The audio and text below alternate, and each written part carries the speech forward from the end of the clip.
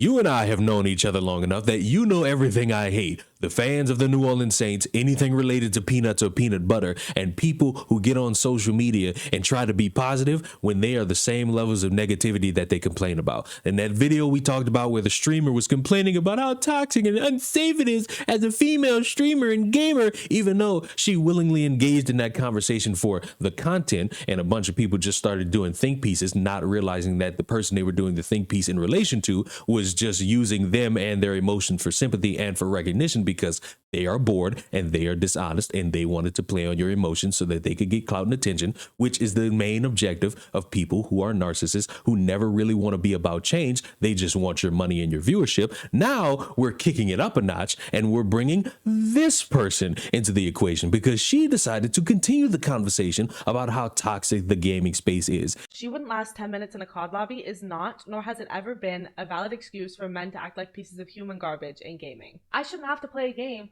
where all I say is hi and the whole game is thrown and I'm in hell for the next 40 minutes because men are being emotional about it. That is not normal, and that's not how the old COD days were, because I promise you, as a man, you have never had somebody throw on the basis of your gender. That doesn't happen. You can say it happens. You're lying. I'm sorry. I don't know why that's such a common thing in the comments of my videos. You guys want to be oppressed so bad that you'll look at a man calling me a telling me he's gonna tell me to get back in the kitchen and say it's not a woman thing and say that that happens to you too. It doesn't.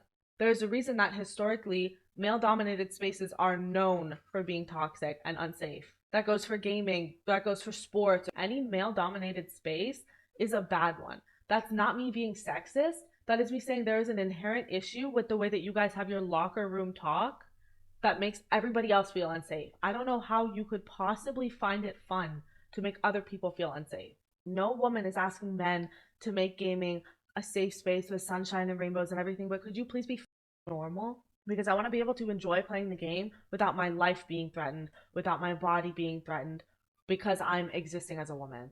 And men are the ones making it unsafe. And I do not care if you feel targeted by me saying men, or if you feel attacked by me saying men. You are part of the problem. If you feel attacked by that, you're part of the problem. If you say just mute them, you're part of the problem. If you sit there and let them say that to me and you don't intervene, you are part of the problem. Because I have a lot of male friends, normal male friends, who don't say slurs and don't threaten people and just play like normal. I understand it is not all men. But if you are not one of the men doing this, it is entirely on you to help stop the men who are. If you don't understand that and you don't understand power imbalances and gender hierarchy, it's not my place to teach you. I'm not your mother. I'm not your teacher. Close the game for 5 minutes and educate yourself. But stop making this a bad experience for everybody else who's just trying to play the game. And one thing I truly despise is that there are real conversations we all could truly be having about a varying degree of subjects. But the reason why those conversations never really get off the ground is because the people who promote these problems are idiots who also do the thing that they are complaining about. Now, let's come up with a scenario, because let's say the gaming space is completely toxic and you don't know how to use a fucking mute button, and you want to have all these issues brought to the forefront, and the response to you complaining is just mute them, or it's satire, we're joking, have some comedy in your body. And let's say that that's not a good enough excuse for you and you don't like that, because those are not jokes. They're mean-spirited because they're directed at you and how you feel. And let's say you, person making these complaints, says something that is satire and is a joke to you, but when other people hear it, it's not a joke. Now I wonder where, if we could possibly find an example of something like this. Oh, I know. No, it's over, Ina. It's over. Like, if I were to have a boy, we better pray to God that he's gay. We better start indoctrinating him day one. We have to either make him trans or make him gay. We are not having a cisgender straight son. Now, obviously, I'm not dumb. I can clearly hear the satire in your voice. I can clearly hear that you're telling a joke. But on the outside of your stream and your hug box, people are going to say, this is another one of those wokies trying to indoctrinate our youth. Look at what she's saying about the potential of her having a son and how she would indoctrinate. We need this person canceled. And I don't know if it was because of mass reporting or because Twitch saw this or because of some other reason, but as of me recording, she got banned for hateful hateful conduct. And it's no surprise that I'm going to laugh at the irony of somebody talking about the toxicity of the gaming space getting banned or suspended for 14 days because of hateful derogatory conduct towards a certain group of people. And yes, cisgenders, as much as the LGBTQ community will tell you they are not, are a group of people who don't deserve to be disrespected just as much as the LGBTQ doesn't deserve to be disrespected in a hateful way. It's amazing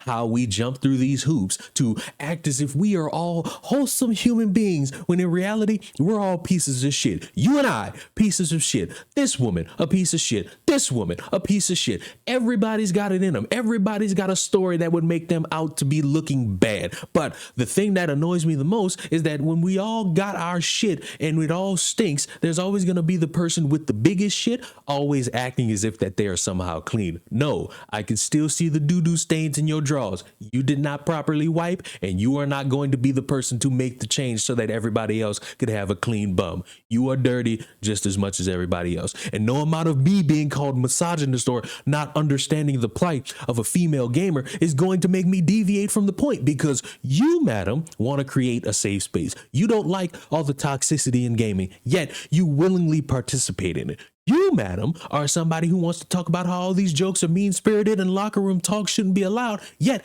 you're saying things on your stream that would constitute as being mean-spirited to a group of people. So either shut the fuck up and realize that what you're saying leads to you being a hypocrite, or keep talking and allow yourself to be viewed as nothing more than a hypocrite with big titties that a lot of people aren't caring about because they're only staring at your fucking titties. But let me know, am I a misogynist? Am I out of line? Or I'm hitting the nail right on the head? I know which one, because I'm basing my stance on people who are willfully ignorant and inconsistent and hypocrites, so you ain't even gotta tell me. Subscribe to the channel though. I will see you all in the next one.